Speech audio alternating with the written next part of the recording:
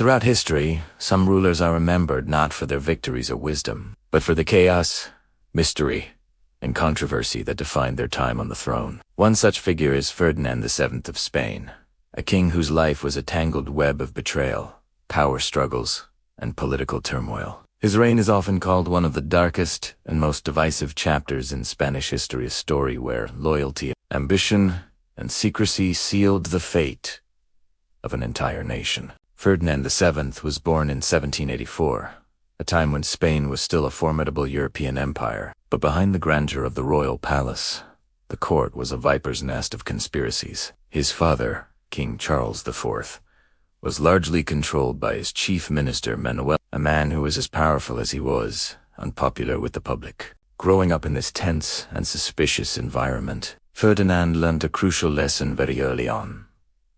Power is fragile, and it can be taken just as easily through manipulation as it can be inherited. Even before he had a crown to his name, Ferdinand was already plotting. He deeply distrusted his own father, despised a Godoy, and secretly worked to rally support from both the nobles and the common people to seize power for himself. His early life was a masterclass in political maneuvering, a prelude to the chaos that would follow. But then, a storm swept across Europe, one that would change not only Spain but the entire continent forever.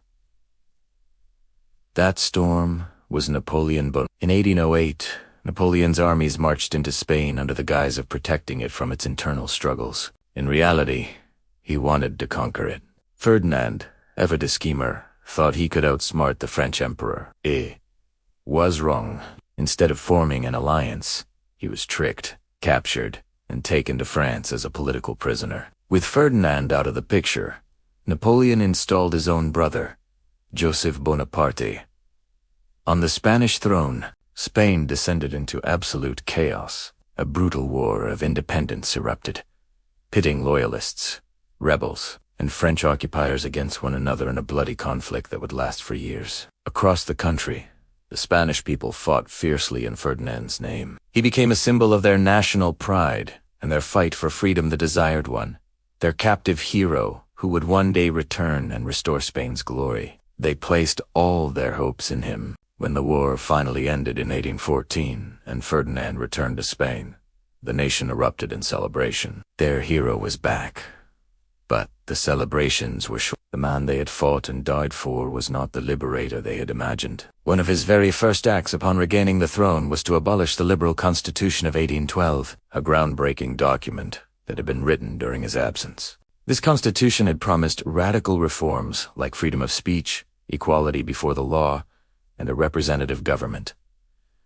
Ferdinand tore it up. Instead, he restored absolute monarchy, plunging Spain back into a dark age of repression. He shut down the press, threw reformers and liberals into prison, and unleashed the Inquisition to hunt down anyone who dared to question his authority. Spain became a land ruled by fear and censorship. The very man who had been hailed as a savior revealed himself to be a tyrant. The desired one became the felon king.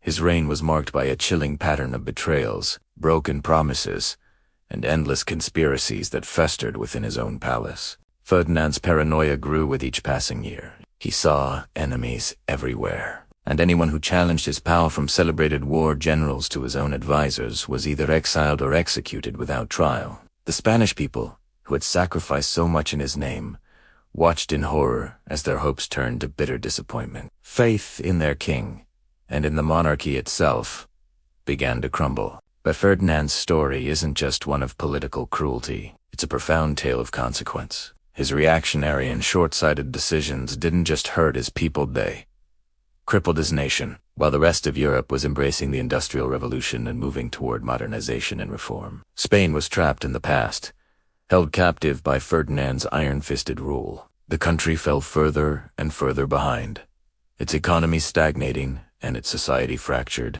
This internal decay had devastating effects on its global power. As Spain weakened from within, its grip on its vast overseas empire slipped. Inspired by the revolutionary ideals that Ferdinand so despised, revolts broke out across Spanish America. One by one, from Mexico to Argentina, Spain's colonies declared independence, fighting their own wars of liberation. By the time Ferdinand realized the magnitude of what was happening, it was far too late. The empire that had once spanned oceans, the source of Spain's immense wealth and prestige, was collapsing around him. Ferdinand VII married 4 times, desperately trying to secure a male heir to continue his dynasty. But even his personal life was fraught with conflict and suspicion. His final marriage to his niece Maria Cristina of Naples brought one last dramatic twist to his story. After years of failing to produce a son, he finally had a daughter,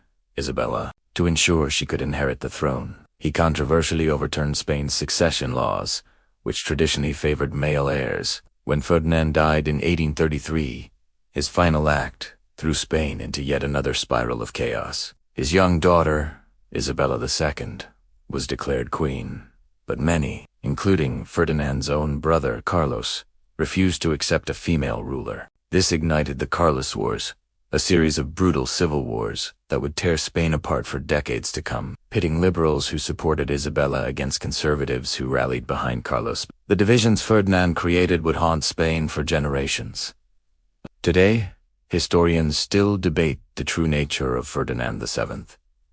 Was he merely a product of his time a monarch, desperately clinging to the old ways in an age of unstoppable revolution? Or was he something more sinister, a man consumed by his own fear, ego, and insatiable need for control? What remains certain is that his reign irrevocably altered the course of Spanish history. He showed the world how one man's decisions can halt the progress of an entire nation, and how misplaced hope in a single leader can lead to generations of conflict and unrest. Ferdinand VII remains one of history's most complex and debated monarchs, a king both despised and, in some ways, pitied. He is remembered not for any great achievement, but for the long, dark shadow he cast over his people and his country. His life serves as a timeless and powerful warning.